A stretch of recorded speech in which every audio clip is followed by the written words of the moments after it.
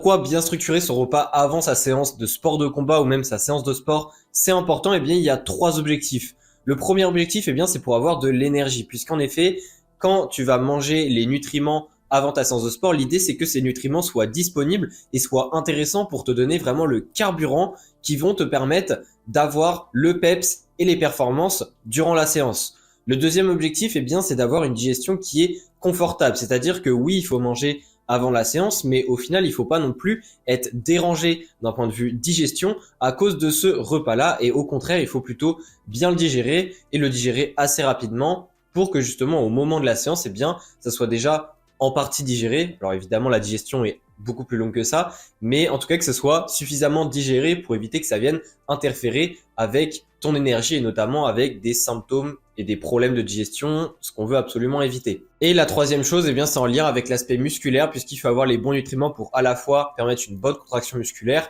mais aussi permettre une bonne récupération. Encore une fois, on est avant la séance de sport, mais la récupération se fait tout au long de la journée, même si c'est encore plus important sur le repas après la séance. Ça, j'en parlerai dans une autre vidéo. Ok, maintenant on va un petit peu plus parler de la structure du repas, comment est-ce que ça doit être composé. Eh bien, évidemment, il y a 3 macronutriments, les glucides, les lipides et les protéines. Au niveau des glucides, c'est littéralement le plus important